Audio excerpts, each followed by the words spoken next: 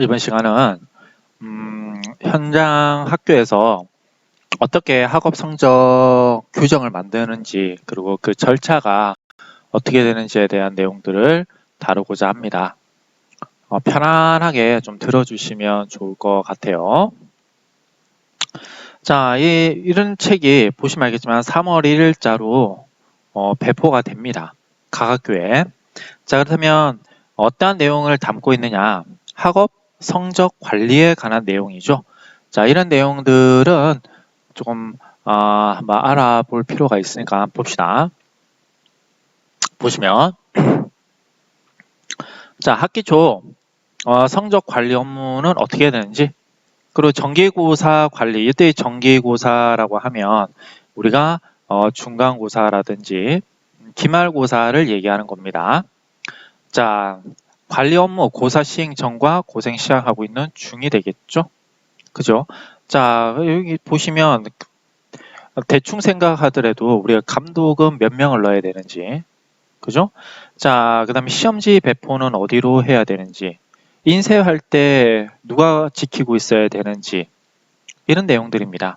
여러분들이 수학 능력 시험을 보러 갔을 겁니다. 그때 보면 감독자 배치와 시험지 나눠주는 어떠한 행동들이 있었죠.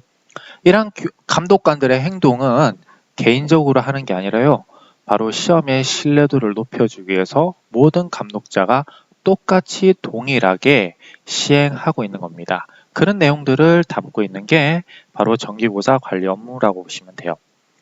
자, 그리고 4번, 5번에서는 지필평가와 수행평가 성적 처리 업무를 어떻게 해야 되느냐라고 보시면 되고요. 자, 그 다음에 학기말 성적 처리 업무는 어떻게 되느냐? 이게 무슨 말이냐면 중간고사를 보고 기말고사를 봐요. 그죠? 중간고사에게 성적 처리하면 학생 서명을 받죠? 그죠? 학생 서명을 받아요. 이때 학생 서명을 받습니다. 그러면 중간고사 20%, 기말고사 20%, 다음에 수행평가가 60%라고 합시다. 예를 들자면, 자, 이랬을 때 이 100%에 대한 학기 말의 처리를 어떻게 해야 되는지에 따라 혼란스러울 수 있습니다. 자, 이것에 대해서 날스는 어떻게 처리를 하고요. 또 성적표는 어떻게 처리를 해야 되고요. 또한 OMR 카드라든지 이런 것들은 어떻게 보관해야 되는지에 대한 내용들이죠. 그죠? 자, 이런 것들을 담고 있는 게 바로 6번 학기말 성적 처리 업무예요. 그런데 지필고사가 없는, 즉 등급과 등위와 없는 이러한 학기, 자유학기는 어떻게 처리하냐? 물론 중학교에 해당된다고 할 수 있고요. 그 다음에 고등학교에는 또 공동교육과정이라고 있어요. 여러분들 좀 이거 공동교육과정 아셔야 되는데요. 제가 중학교에 있으면서도 고등학교에 있는 애들을 가르칩니다. 물론 이제 고등학교에 작년까지 있다가 내려오긴 했지만요. 자, 근데 고등학교에서 뭐를 가르치냐면 교육학을 가르쳐요. 자, 이게 무슨 말이냐면 A, B, C 학교의 과목을 개설하게 됩니다. 자, 이런 과목들을 개설하는데 여기에서 교육학도 없고요. B도 교육학도 없고요. C도 교육학도 없어요. 그런데 교육학을 듣고자 하는 학생들은 많아요. 이랬을 때 이 ABC를 묶어서 수업을 D라는 학교 임의로 하나 만들죠. 그래서 이 D라는 학교에서 교육학을 강의하게 됩니다. 이게 공동교육과정이에요. 그죠? 공동으로 묶어서 과목을 가르치는 거. 물론 이것은 정규 교과이기 때문에요. 생기부에 과목별 특기 세부 사항을 기재해 줄 뿐만이 아니라 성적도 산출하게 됩니다. 자, 다음에 성취평가제 성취 및 분포 관리 이런 것들이 있고요. 자, 이것은 현장에서 고등학교 때 좀 쓰고 있는데 이 같은 경우는 좀 있어야지 됩니다. 자, 그 다음에 고사 성적 교과물 분석 및 대체 수립해야 되겠죠. 성적이 낮았을 때는 우리는 보통 이런 식으로 하려고 합니다. 마이너스 플러스고요. 여기가 보통 60 이상에서 60, 70 이상. 근데 여기가 오히려 이렇게 됐습니다. 마이너스가 많아요. 그죠? 자, 그랬을 때 어떻게 그 교과는 대책을 해야 되는지. 분명히 A 교과와 B 교과는 다르잖아요. 물론 B 교과가 잘했다고 얘기할 수 있는데요. 다음에 일부 문항 재시험 및 부정행위 성적 처리는 어떻게 해야 되는지, 중복 이수 및 미이수 교과물 성적 처리는 어떻게 해야 되는지, 기타 성적 처리는요, 저작권 보호는 어떻게 해야 되는지, 학업 성적 결과물 처리 방안은 어떻게 해야 되는지, 이런 내용들을 담고 있는 거라고 보시면 되죠. 자, 부록에서는 이런 내용들에 대해서 어떻게 해야 되는지에 대한 체크리스트와 점검표, 그리고 민원이 발생돼서 보고 서식. 자, 그러면서 여기 보시면 성적에서 한다고 했지만 미스가 난 부분들이 있을 거예요. 이렇게 감사로 지적된 부분들을 사례로 보여주면서 경각심을 일으키게 하는 거죠. 자, 이런 것도 우리 한번 쭉쭉 보도록 하겠습니다. 자, 학업 성적 관리에 보시면 이렇게 학기 초에 업무가 추진이 된다라고 보시면 됩니다. 그죠? 자, 여기 보시면 학업성적관리위원회 구성 및 운영. 여기 보시면 아까 자, 교장 선생님 밑에 교감 선생님부터 해서 자, 3개의 집단으로 만들어진다고 했었죠? 뭐 이게 구성을 이때 합니다. 3월 초에. 그다음에 학업성적관리규정 재규정. 1번과 2번을 동시에 처리합니다. 거의 동시에요. 그죠?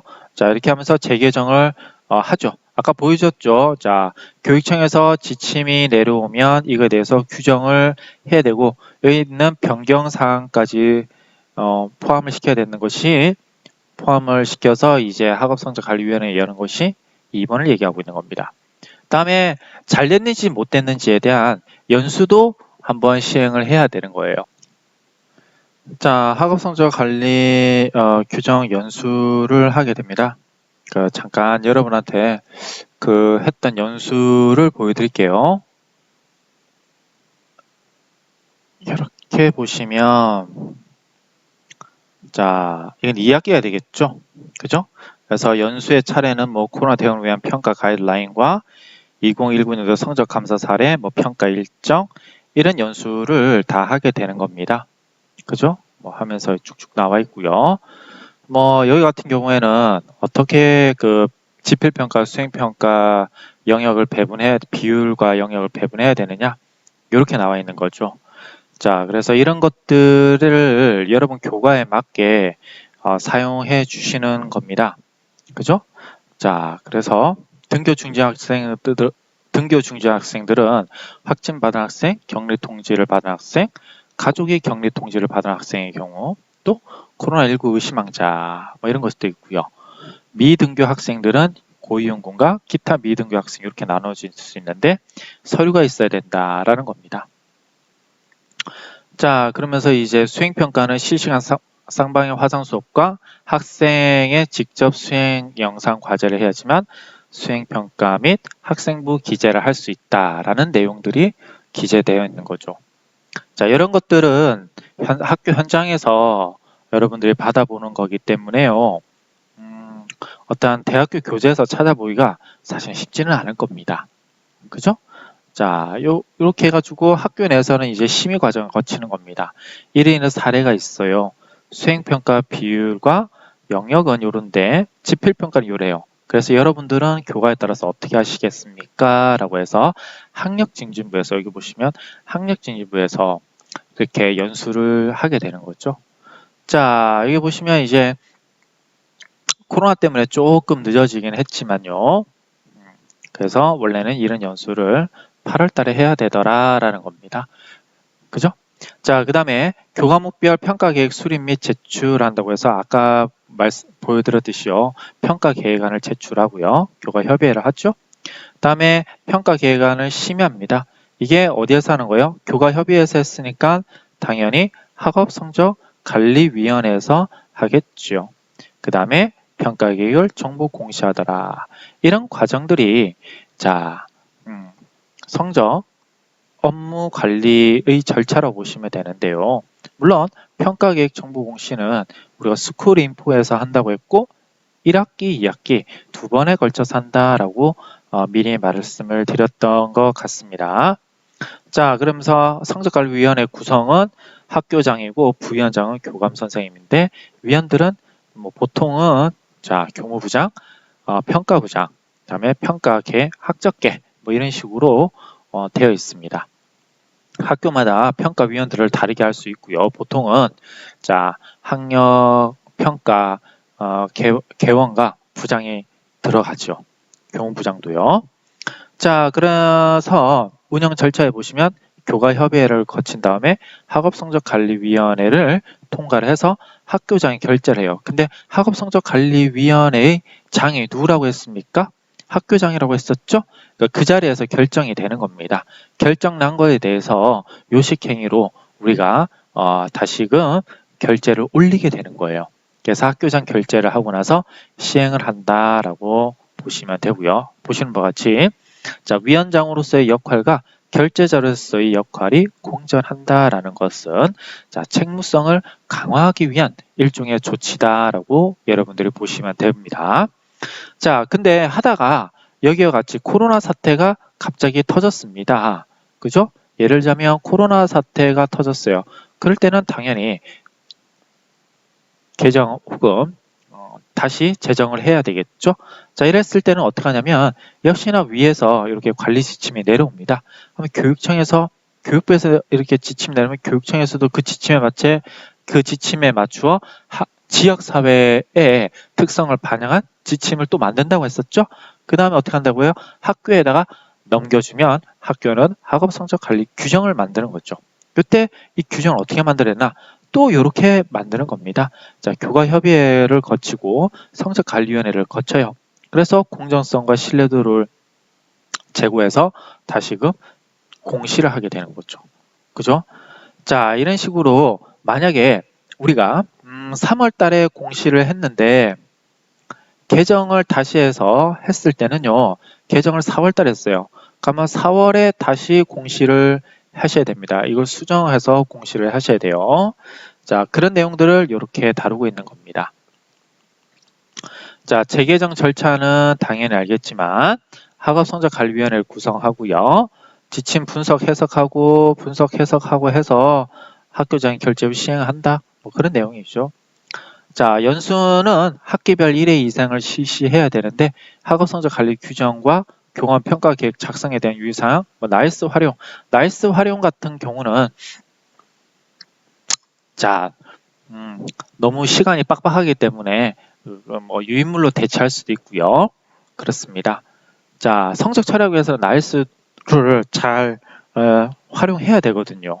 왜냐하면 성적을 마감하고 또는 인정점을 부여하고 마감하고 학생 변동 사항에 따라서 과목을 다시 넣어주고 이런 내용들이 있습니다. 자, 그것은 학교 현장에 와서 보시면 알게 되고요. 자, 교과협의회에서는 어떻게 하냐? 물론 이제 구성을 먼저 해야 되겠죠. 그 다음에 교과목별 평가 계획안 작성과 제출한 다음에 심의를 해요. 그죠? 그러니까 작성과 제출은 교과협의회에서 하고 학업성적관리위원회에서 심의를 하는 거죠. 근데 이때도 작성과 제출하지만 심의도 같이 하잖아요. 그 다음에 학교장의 결재 후 이제 실시가 되더라라는 겁니다. 자, 교과협의회 구성 및 운영은 이런 내용들을 추진하고 협의한 사항으로 보더라. 예를 들자면 지필평가 및 수행평가 계획을 수립하고 성취기준 분석과 평가 기준을 설정하면서 평가문을 취재하는 제반 사항, 기타 교과 협의에 관련된 내용들을 하는 거다라고 보시면 되겠죠. 자, 그래서 이런 내용들 보세요. 자, 지필 수행평가를 학기 평가 계획을 학년 또는 교과목별로 써봐야 돼. 다음 각호의 내용을 포함한다. 이런 내용들은 다 포함된 내용들입니다. 그죠? 자, 교과목별 평가 계획안 심의는 자, 학업성적관리위원회에서 심의를 하게 되는 거죠. 그래서 과목별 평가 계획을 한 번씩 쭉쭉 봅니다. 그래서 오타가 있는지 또는 영역별이 그 해당 학기에 잘 되어 있는지 이런 것들 그리고 전년도에 비해서 달라진 점은 무엇인지 자 그리고 선생님에 따라서 안분이 잘 됐는지 이런 내용들을 충분히 보는 거죠. 자 그러면 업무 유의사항에서 보시면 이런 내용들 아까 보시면 알겠지만 평가 계획안에 학업성적관리 규정 자 여러분들 헛갈리시면 안 돼요. 자 하나만 다시 말씀드릴게요. 학교에서 하는 것은요. 학업 성적 관리 규정이고요. 그죠? 자, 교과 협의회에서 하는 것은요. 평가 계획 아니에요. 그죠? 자, 학업 성적 관리 규정에 평가 계획안이 포함되는 겁니다. 이렇게. 이해 가시죠? 자, 다시요. 평가 계획안이 학업성적 관리 규정에 포함되는 거는 학업성적 관리 규정에 이런 내용들이 있었죠. 그죠? 자, 그렇기 때문에 평가할 때도 이런 내용들을 준용하게 되는 겁니다. 이해 가시죠? 그래요. 자, 이런 내용들을 학년 초에 명확하게, 학기 초에 명확하게 해 놔야지 혼란이 없겠죠? 시험을 보는 데 있어서. 그 다음에 여기 봅시다. 회의록은 결제 후 출력하여 보관한다 라고 돼 있어요. 그죠? 그래요. 자, 그리고 평가 계획도 결제 후 출력하여 보관한다. 그러면서 유용한 사이트는 뭐 이런 사이트들이 있습니다. 그죠? 자, 여러분들이 한번 들어가 보시면 카이스가 바로 한국교육과정평가원이죠. 자, 이런 데 보면 여러 가지 내용들을 참고할 수 있습니다. 자, 이까지가 학업 성적 관리 규정에 관한 거였어요. 다시요. 여기까지가 뭐냐? 위가 자, 학업 성적 관리 규정과 위원회와 또는 교과 협의회에 관한 거였어요. 그다음에 이 아래는 뭐냐면 정기고사 관리예요. 과연 그렇다면 중간고사와 기말고사를 어떻게 관리를 해야 되지라는 뜻이에요. 그죠? 자, 그러면 이제 관리적 측면에서 하나씩 봅시다. 맨 처음에 평가 계획을 실시하는 계획을 수립하죠. 그죠? 이미 이렇게 평가 계획안이 언제 볼 것이고 영역은 어떤 것이 나오죠? 그다음에 지필평가 연수를 또 합니다. 그죠? 그래서 우리가 보시면 알겠지만 어떠한 중간고사나 기말고사 며칠 전에 이렇게 다시 연수를 실시합니다. 이때 연수 내용은 문항을 어떻게 출제하실 것이고 우리 업계 자 그리고 이때 나이스가 어떻게 성적 처리를 할 것인지 그죠? 자 다음에 감독관은 어떻게 배치할 것인지에 대한 내용들을 연수를 하는 겁니다. 그 다음에 이런 내용들을 바탕으로 또다시 교과협의회를 실시해서 출제 및 검토를 하고 확인 및 결제 인쇄를 해서 고사 운영 연수 및 준비를 한 다음에 이제 실제로 하기 이전에 이제 시험을 보관하게 되는 거죠. 자, 그럼 평가 계획 수립은 중요한 것이 있어요. 여러분들이 평가 계획 수립을 아무 때나 하는 것이 아니라요. 평가 실시 3주 전에 평가 실시 계획을 수립을 합니다. 그래서 예를 들자면 자 9월 30일에 시험을 보겠어요 라고 한다면 보통 9월 첫째 주에 평가 계획을 수립을 합니다. 그럼 이 사이에 이제 많은 일들을 여기서 다뤘던 일들을 여기서 하게 되는 거죠. 자 그러면 평가 계획식 수립 때 포함될 내용은 뭐냐? 과목과 과목명과 과목수죠. 이게 뭐냐면 자 우리가 월화수 3일 동안 시험을 볼 건지 또는 목요일까지 해서 4일간 시험을 볼 것이 하면 또는 이틀간 볼 것인지 뭐 수능 끝나고 나서는 7일간 5일간 보는 학교도 있습니다. 수능 끝나고 고등학교 3학년을 대상으로요. 자 그렇다면 월요일에 무슨 과목으로 볼 것인지 그다음에 자율학습은 넣을 것인지 말 것인지 이런 내용들을 다루는 거죠. 그죠? 과목 코드. 왜냐면 이런 것들을 나이스에 넣기 위해서는요. 바로 코드가 필요하거든요. 이런 것도 확정하고요. 시험 시간표 확정하고 출제 원화 문항정보부 양식 및 각종 서류 확정 후 안내하고 자 기말고사 실시 계획 수립 및 학기 말 성적 처리 계획을 포함시켜서 해야 된다라고 되어 있는데요. 여기 보면 이제 문항정보표 양식이 있죠. 자 문항정보표가 뭐냐면 우리가 알고 있는 답안지라고 여러분들이 보시면 됩니다. 답안지요. 자 그리고 학부모 감독이 있는 경우에는 학부모 감독을 초빙을 해야 되는 거죠. 자 그래서 이런 내용들에 대해서 안내사항이라든지 학부모들 언제 있어야 되고 어디로 가야 되는지 교사 배치도 시험 시간표 등을 이제 미리 준비를 해야 되고 또 그런 내용들을 준비 전에 협의를 해야 되겠죠. 우선은 해야 될지 말아야 될지를 자 그 다음에 지필평가 연수의 내용은 뭐냐 자, 출제 원안 제출일, 고사 시행일, 채점 일정, 학생 확인 방법, 이의 신청 일정. 자, 성적 처리 일정, 뭐 성적표는 언제 발송할 건지 그런 내용이죠. 자, 그래서 출제 원안은 가급적 100점 만점을 거의 100점 만점입니다. 100점 만점 안 되면 큰일 나요. 자, 문항 제작 시 유의사항 안내 같은 것들도 얘기해야 되고요. 뭐 여기 보시면 교사별 문항수 분단 출제를 지향하고 공동 출제를 해야 됩니다. 여러분들이 이렇게 조금 아셔야 되는 것은 어떠한 한 문제를 출제할 때요. A 교사가 출제하고 B 교사는 뭐 예를 들자면 또 다른 문제를 출제하는 거예요. 이렇게 하시면 안 돼요. 한 문제에 대해서 A와 B가 서로 만들어 가야 되는 겁니다. 이게 공동 출제예요. 이렇게 하나를 맡은 것을 이게 분담 출제하시면 안 됩니다. 그죠? 자, 그다음에 문화 제작 요령에는 이제 문서 편집 요령, 뭐 부정행위 예방 이런 내용들에 대해서 연수를 해줘야 되는 거죠. 그다음에 문항 정보표 같은 것들이 있는데요. 뭐 문항의 배절, 난이도 이런 내용들이 있습니다. 그래서 여러분들한테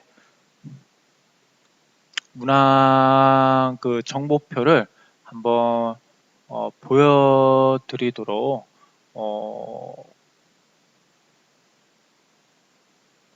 고 싶은데요.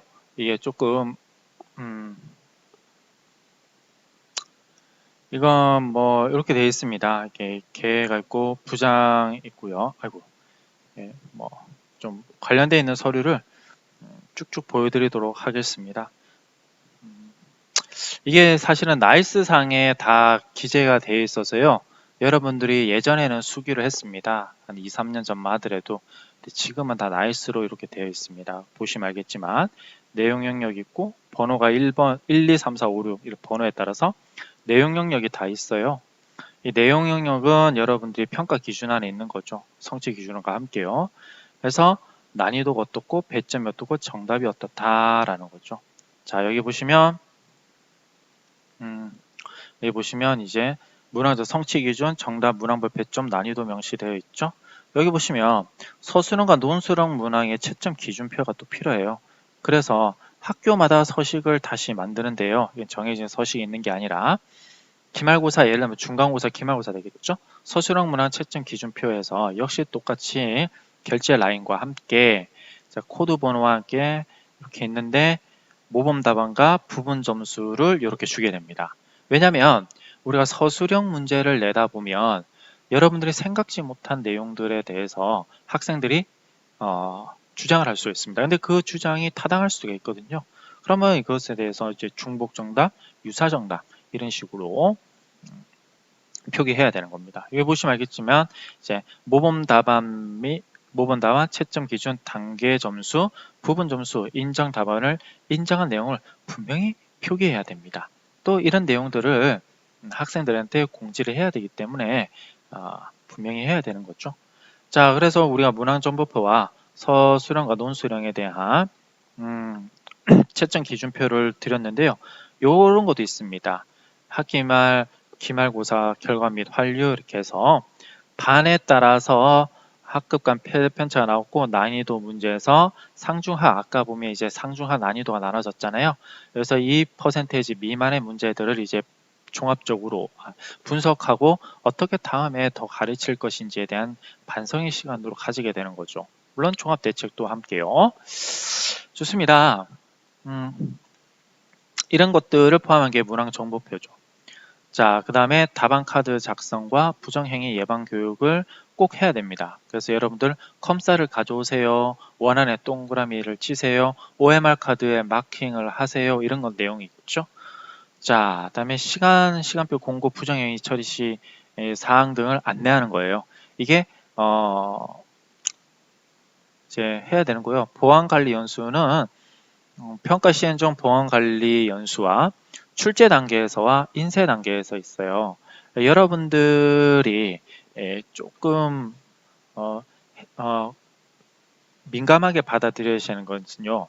개인 정보가 있거든요. 그죠? 특히 학생이라든지 뭐 교사라든지 또는 학교 내부 정보가 있습니다. 이런 민감한 정보들은요. USB에다 담아두고 플러스 암호까지 걸어 두셔야 됩니다. 이걸 이메일이라든지 어떤 메신저로 주고받는 일을 절대 해서는 안 돼요. 자, 그러면 학교 내부 정보 다시 보면 시험지 같은 것들 원안지 있죠? 이 원안지를 암호화도 안 하고 그죠? 이메일로 전송도 하고 이럽니다. 큰일 납니다. 그죠? 그다음에 인쇄 단계에서는 인쇄 시 평가 담당 교사가 동행해야 되고요. 필요시 인수인계장을 작성합니다. 실제로 인수인계장도 작성을 하고 있습니다. 그죠? 그다음에 이중 잠금 장치는 캐비넷에 보관하고, 자, 요즘에는 이렇게 캐비넷이 이중 잠금 장치이고, 여기 보면 CCTV도 있고요. 여기 보면 창도 이중창으로 다 되어 있어요. 이렇게 보안을 강화해서 강화하도록 연수를 하고 있다라고 보시면 되겠죠. 자, 여러분 요거 한번 봅시다. 학기 초에 정보 공시된 교과 진도표와 출제 범위가 일치하도록 출제해야 된다는 거. 가끔 이 부분을 선생님들이 혼동스러워합니다. 자, 이렇게 되는 거예요. 자, 이렇게 되겠죠. 뭐냐면 교과 진도표에서는 예를 들자면 3, 4, 5월 달에 1, 2, 3과를 나가겠어요 라고 했어요. 그죠? 근데 출제 범위는 2, 3, 4과. 왜냐면 1과가 너무 빨리 나갔거든요. 그러면 당연히 이렇게 되면 이 4과에 대해서는 뭐가 되는 겁니까? 바로 선행 출제가 되는 거죠. 선행 출제가 되는 거예요. 따라서 교과 진도표와 출제 범위가 일치하도록 해줘야 된다는 것. 뭐 이런 내용들이 학교 현장에 오면 계속적으로 얘기하는 내용들입니다. 그래서 다음으로 교과협의 실시 및 출제 및 검토. 한번 시험 문제를 내고 나면 서로 간에 이제 검토를 하게 되는 거죠. 자, 그러면 문항정보표에서는 내용 영역, 성취 기준, 난이도, 배점, 정답, 기타 이런 것들이 있는데, 기타에서는 우리가 뭐 인정점이라든지 부분 점수, 뭐 이런 유사 답안, 뭐 이런 거에 대한 내용들을 썼다라고 보시면 됩니다. 돼요. 자, 그런 내용들 아마 여러분들이 방금 전에 다 보셨을 거고요. 자, 그러면 교과협의 실시 및 출제 및 검토 등이 나옵니다. 그래서 평가 문항은 어떻게 검토, 출제를 해야 되냐? 당연하죠. 교육 목표와 교육 내용이 무엇인지를 정확하게 알고 학생들의 독해력과 어휘력 수준을 고려해야 됩니다. 이 말이 무슨 말이냐면 중학교 1학년한테 시험 문제인데 어려운 용어를 발문으로 사용합니다. 고등학교 마치 3학년이 알 수 있는 것처럼. 그러면 안 되죠. 이해가 안 됩니다. 그죠? 자, 문항 유형에 따른 특징, 장단점, 복잡성을 고려해야 된다라고 해가지고 모든 문항을 객관식 뭐 빈칸 채우기 문제를 낸다든지 또는 모든 문제를 예를 들면 접속어 문제로 낸다든지 이렇게 하면 안 된다는 거죠. 적절하게 균형 잡히게 내야 된다라는 것이고요.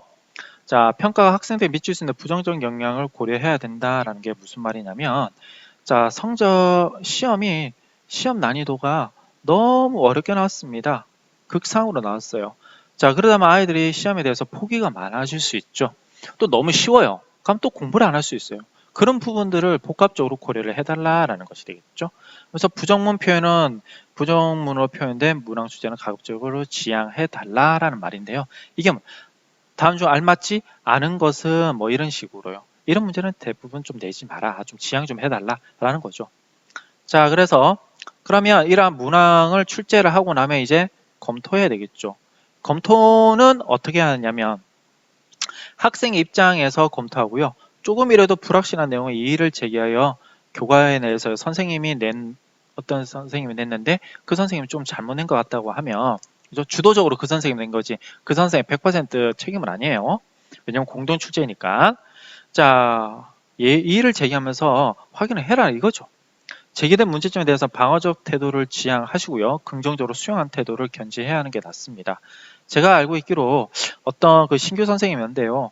뭐 퍼센테이지 4%에서 2%로 줄었다고 했을 때 그 선생님이 2%가 줄었다라고 했는데 이게 맞다라고 얘기를 했어요. 아니죠. 2% 포인트가 줄어든 거죠. 근데 제가 말을 해도 그 선생님이 알아듣지 않은데 결국은 이게 문제가 됐습니다.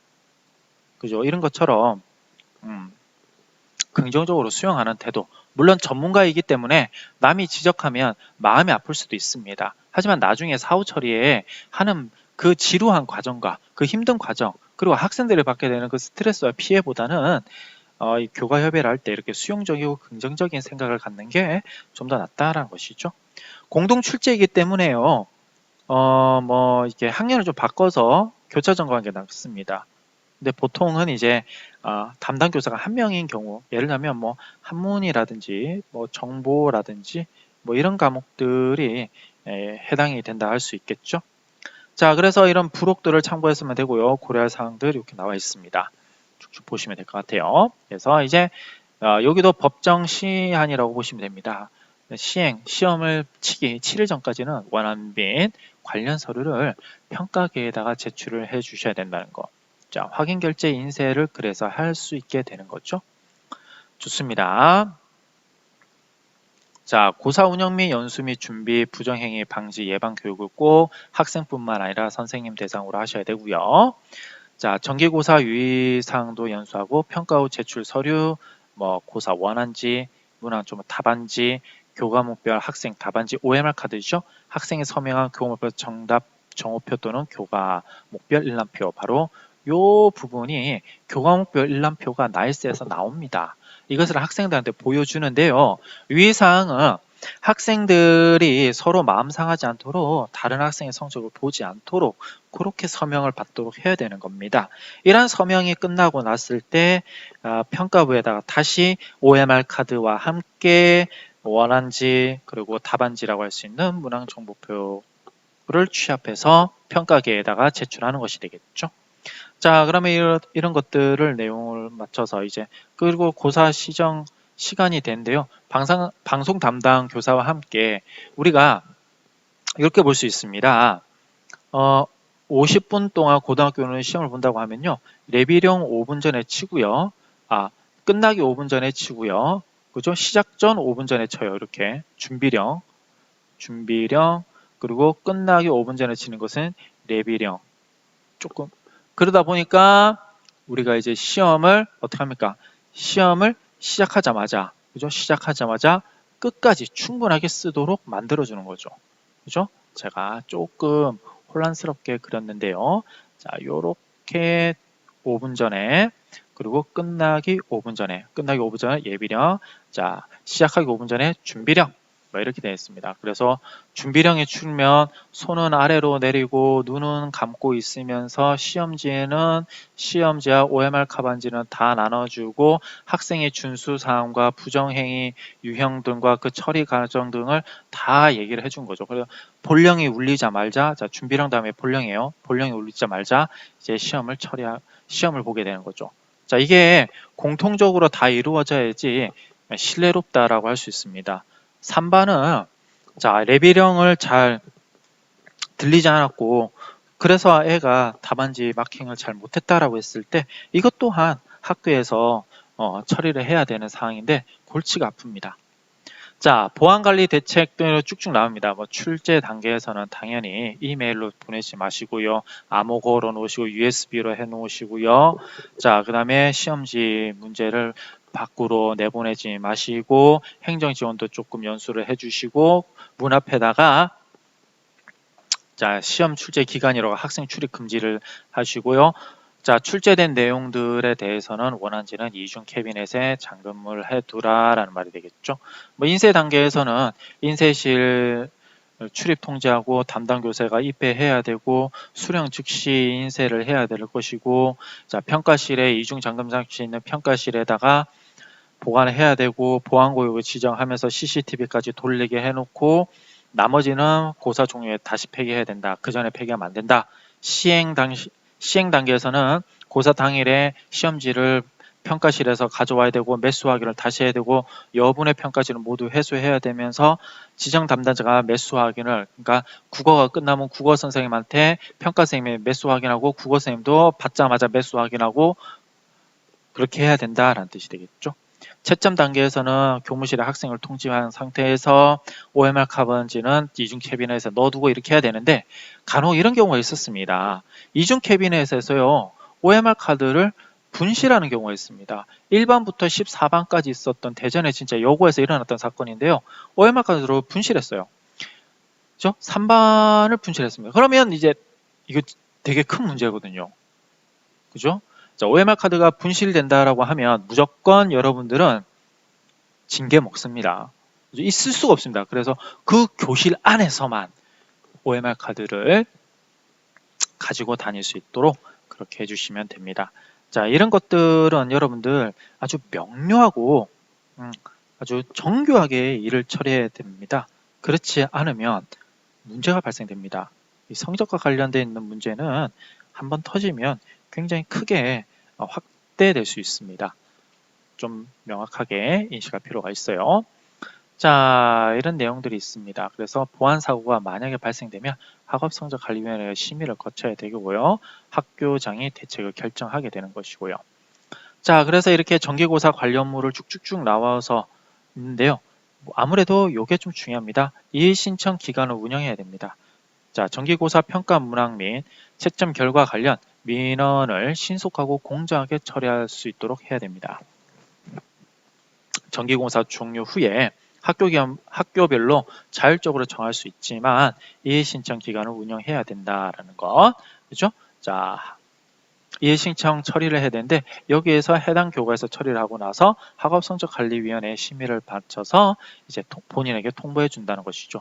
이때 뭐 재발 방지 대책도 세워야 됩니다. 그죠? 선생님이 가르치는 입장이라서 많은 부분에 대해서 아주 우월한 입장이다라고 생각을 하는데요. 아무래도 요즘에는 아이들이 여기저기에서 많은 정보를 습득하기 때문에 가끔 선생님들이 좀 실수하는 경우가 있습니다. 그래서 열린 자세로 수용하는, 그래서 이의 신청을 받아들이는 태도가 필요합니다. 그래서 여기 보시면 이제 지필평가 성적 처리 및 기초 내용들이 있습니다. 채점도 하고요. OMR 카드는 이렇게 읽고 대고 과목 코드 등록하고 문항정보표 나일스에 등록하고 OMR 카드 리딩한 다음에 학생 답을 로딩하게 되고 그 다음에 채점은 자동적으로 나일스에서 해주고요. 그 다음에 성적 관리를 이렇게 하는 겁니다. 그래서 지필평가 확인은요, 학생한테 확인을 시키고요. 물론 개별적으로 하도록 만들고 다 됐으면 교과목별 성적을 마감을 하고 승인 요청을 하게 되는데 이때 인정점을 넣게 되는 거죠. 그렇죠? 좋습니다. 이런 내용들이 쭉쭉 나와 있습니다. 그럼 수행평가는 어떻게 해야 되는지 잠시 말씀드리겠습니다. 자, 수행평가 처리 업무 봅시다. 수행평가 처리 기초 작업이 있고요. 수행평가 채점 및 점수 입력을 하고 수행평가 점수 및 학생 서명을 해야 됩니다. 그죠? 그 다음에 수행평가 마감과 승인 요청이 되는데요. 수행평가는 다 똑같다. 지필평가 대동소이하다라는 뜻이 되겠죠. 그죠? 여기 한번 봅시다. 학생 서명을 위한 출력물은 아래 두 가지 중 한 가지를 선택해야 돼. 개인정보 보호를 위해 학생 본인만 확인하도록 타인에게 성적 정보가 유출되지 않도록 한다라는 점 알아두시기 바랍니다. 자, 그리고 봅시다. 네, 뭐 수행평가 교권 목별 마감은 담당 교사지만 전체 마감은 뭐 평가 교사가 한다 이런 것이 있네요. 그래서 이제 중간 기말고사 수행평가가 모두 합쳐지고 나면 학기말 성적 처리 업무입니다.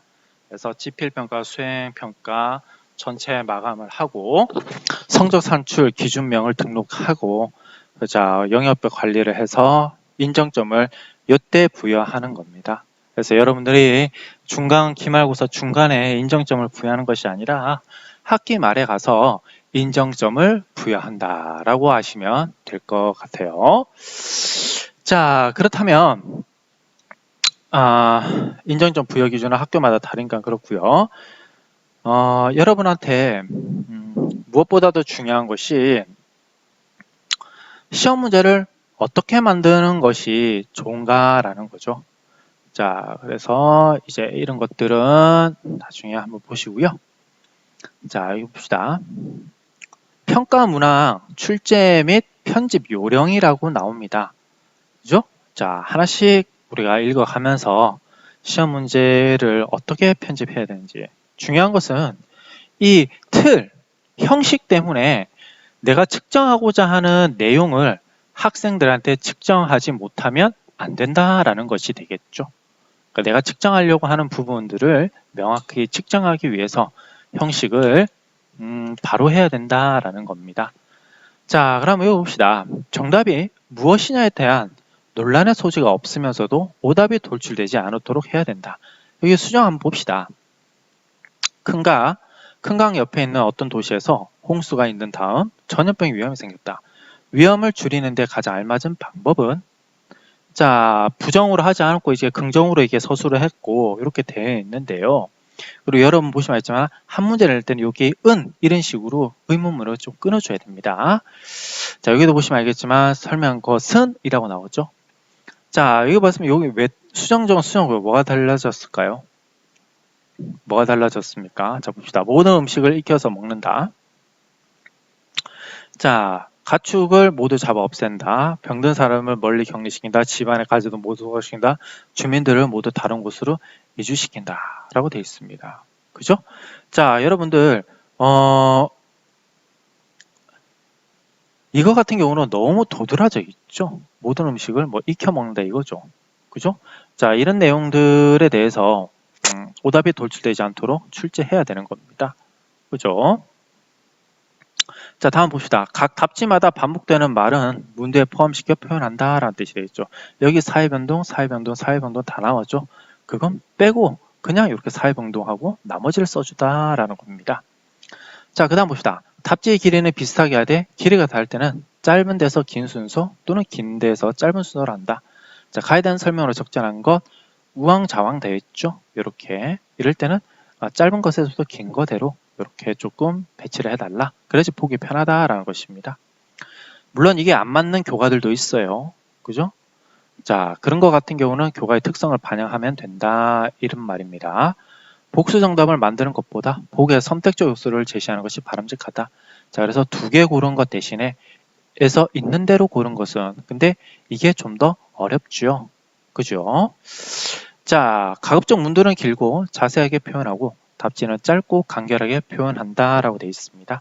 그래서 미국의 독립선언서 반영된 사실은 그래서 이렇게 되는 것보다는 요것들을 기억 니은 디귿리에 보기로 만들고 골라내는 형식으로 내는 게 아이들한테 좀 더 생각할 수 있게 만드는 거죠. 물론 이거보다는 수정후가 좀 더 어렵다라고 느낄 수 있습니다. 그죠? 오답을 지나치게 생소한 용어로 표현하지 않는다라고 하면 되고요. 사회적 바람직성에 있어서 답지 간의 비슷한 수준을 유지해야 된다라고 보겠습니다. 그래서 여기 보시면 이제 질서를 잘 지키는 사람은 뭐 줄 서서 버스를 타는 사람, 남의 물건을 훔치는 사람, 자 이렇게 돼 있습니다. 그죠? 뭐 근데 이런 식으로 바꿔주는 게 좀 더 낫다라고 보시면 되겠죠. 자, 이게 무슨 말이냐면 좀 구체적으로 얘기하자면 쉽죠? 이건 쉬워요. 근데 3, 4, 5번은 조금 어렵죠. 그러니까 보기 자체가 비슷한 수준이 아닌 거예요. 그러니까 비슷한 수준을 이렇게 바꿔야 된다는 겁니다. 그죠? 자, 다음에 선택형 문항의 물음 부분은 불안정한 문장 형식의 물음으로 통일한다. 고르시오? 타당한 것은 고르시오 아니고 알맞은 것은 타당한 것은 물론 두 개의 문제가 묶였을 때는 이렇게 고르시오라고 하셔야 됩니다. 성취 기준을 평가할 수 있는 적절한 문장 여기 보겠습니다. 문제점과 대처 방안을 설명할 수 있다라는 성취 기준이 나오는데요. 보세요. 문화 변동, 이래서 문제점. 그래서 밑줄 친 기억력에 해당하는 문화 변동 양상으로 옳은 것은 이렇게 나와 있는데 아니라는 거죠. 다시 이렇게 사례를 주고 이 사례에서 적용될 수 있는 부분들로 고쳐달라라는 겁니다. 근데 보통 이렇게 내는 문항이 좀 쉬운 문항이죠. 이렇게 내는 것이 고차원적인 사고를 요구하는 거라 어렵다라고 할 수 있습니다. 자, 부정문을 문항의 다수의 경우는 긍정으로 바꾼다. 옳지 않은 것은 옳은 것만을 보기에서 있는 대로 고르시오. 이렇게요. 자, 편집 요령 한번 보겠습니다. 문항 번호는 1, 2, 3으로 포기하되 선택형과 서답형의 번호는 별도로 부여한다. 1, 2, 3, 4 객관식이고 서답형의 1, 2, 주관식은 1, 2 이런 식으로요. 답지 번호는 번호와 사파의 지도가 배치가 조금 이런 식으로 짧을 때는 길 때는 이렇게 세로형으로요. 또는 자 균등하게 3개, 2개 형식으로 사파가 되면 옆에 놓거나 또는 사파 지도 아래 이렇게 수평되게 보기를 배열하는 것이 시각적으로 효과가 좋습니다. 부정어휘는 이렇게 밑줄을 친대요. 먼이라든지 않는 이런 것들을 밑줄을 칠 수 있고요. 자, 다음이라는 용어는 가급적 사용하지 않는다. 그냥 간단하게 하라는 것이죠. 보기를 앞에 어차피 다음 안 넣더라도 보기를 보게 되어 있잖아요. 문제의 형식상. 자, 문화 세트 문항은 이렇게 대괄호로 묶어주시고 자, 문제상은 전체 자료를 그 상자에 넣으며 공통되어 지시면 완전한 형식 하시오 하면서 여기다 넣으면 되겠죠. 자, 문제 3, 4번은 짧게 뭐 아는 것은 뭐하는 것은 이런 식으로 바뀌겠죠. 자, 인용 구문은 따옴표로 표기한다 라고 되어 있죠. 다음에 사람은 사회적 동물이다 라고 말한 사람은 라고 했을 때 이렇게 따옴표 안에 는 것을 볼 수 있습니다. 자, 그리고 공통된 내용이 깃들어 있는 정신으로 했을 때 이렇게 중간 동그라미를 넣으면 되겠죠. 좋습니다. 그 다음에 열거하는 경우가 있을 때는 한국어일 때는 기억력은, 외국어일 때는 ABCD 이런 식으로 하면 되겠죠. 자, 예시문이나 자료가 주어질 때는 다음이라는 말을 써줍니다. 그죠? 보시고요. 여기도 가나다라는 내용을 묶을 때는 다음 글을 읽고라고 쓰게 되겠죠. 자, 문제에서는 별도의 설명이 필요하지 않는 경우에는 보기는 문두와 답 사이에 위치시킨다. 이게 문두와 뭡니까? 답지 사이에 보기를 위치시키는 것이 되고요. 자, ABC 기호로 표시하고 각 기호는 밑줄과 구분하도록 한다라고 돼 있죠. ABC. 그래요. 자, 이런 식으로 해서 여러분들이 각 유형에 맞게 평가 편집을 해주시면 됩니다. 자, 그래서 우리가 또 마지막으로 그렇다면 봤던 게 문항 출제 원래가 된 거죠. 그죠? 출제 전반과 이것은 이제 다른 학교에서 이제 시행하고 있는 것들입니다. 보시면 크게 다르지 않아요. 지금 여러분과 배웠던 내용들은요. 그래요. 이렇게 해서 우리가 평가와 관련되어 있는 내용들을 한번 배워봤습니다.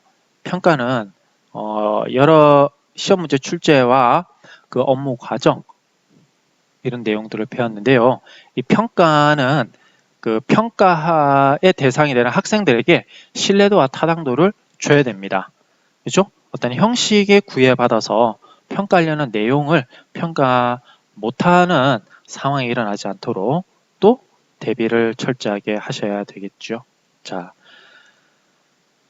이상으로 우리 시험 문제 출제 원리 및 업무에 대한 단어를 마치도록 하겠습니다. 자, 고생 많았습니다.